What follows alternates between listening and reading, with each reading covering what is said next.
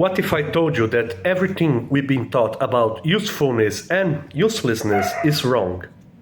Every day, we are bombarded with the idea that what matters is what we can measure, monetize, and explain. But what about the things that truly nourish our humanity, like poetry, art, philosophy? Are those things useless? Ailton Krenak, an indigenous leader and philosopher here in Brazil, put it simply: life is not useful, and it doesn't need to be. In his book, A Vida Não É Útil, Life is Not Useful, Krenak challenges us to step away from the treadmill of productivity and rediscover the parts of life that are deeply and fundamentally human. Think about it. What was the last time that you got lost in a poem, in a film, in a book, or in a game? Something that added no measurable value for your life at the moment, but left you feeling more alive after all. All those things are those things to be thrown out? To give you guys a more real and tangible example in my life, I, beyond the writer, beyond an artist and a musician, I'm also a gamer, okay? I spend hours playing games like Elden Ring, FIFA or EFC, and now Portal. On its surface, playing games like this, it's useless. It's a waste of time. It's time that I wasted doing something that doesn't contribute anything to my career or my productivity. But is that really? Take Elden Ring, for example. When I play Elden Ring, I am training my reflexes. I am sharpening my timing, improving my memory as I learn the patterns of bosses to defeat them.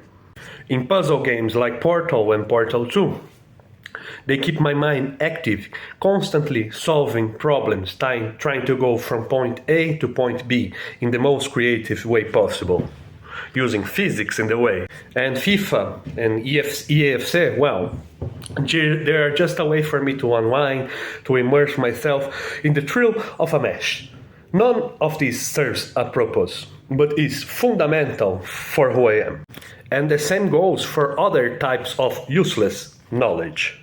What is the point of knowing the entire lineup of Liverpool or Corinthians by heart? What's the point of it?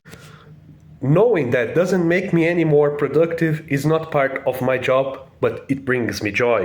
Knowing the entire lineup for Bayern, Liverpool, Corinthians, it's something that brings me joy. It's a way to relax, to connect with friends and strangers that share the same love for the game. And even things like keeping up with the latest celebrity gossip or reality TV shows. Why do we care?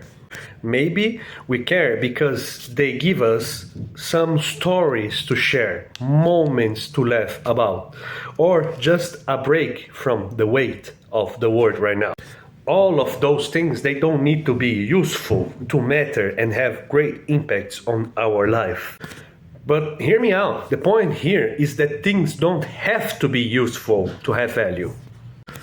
Until now, I was trying to defend video games, football, reality TV shows, and other amenities. I try to show to you how they can be useful, but the point is that they don't have to be useful to have immense value on our lives. The forests, the Amazon rainforest, the tropical forest, they don't have any immediate utility, and even if they don't have any utility at all, it needs to stay up. The wildlife might not be useful in a practical sense, but it needs to be preserved nonetheless, no matter if it's useful or if it's useless. Paulo Leminski, a fellow Curitibano, called poetry the art of the inutensílio. It was a neologism, a new word that he created to describe poetry as a tool that serves no practical purpose. Here's the full quote. Poetry is the inutensílio, The only reason for poetry's existence is that it is part of those useless things in life that need no justification, because they are the very reason for life itself.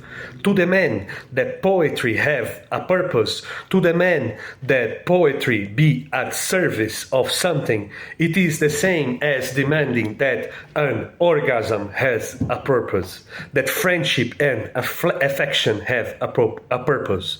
Poetry is part of those things that need no purpose. Paulo Leminski, it's awesome. And that's where I want to end the video today. That's the final note I want to end the video today.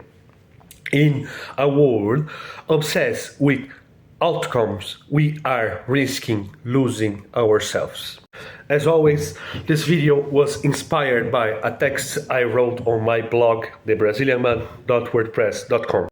I'll leave the link to the text here in the description. I highly recommend that you go and read it. I bring much more thinkers than I brought in this video.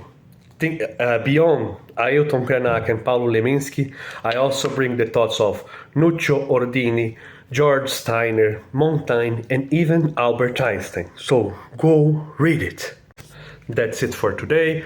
Thank you for watching this video. Give this video a thumbs up if you like the idea. Subscribe to the channel for more.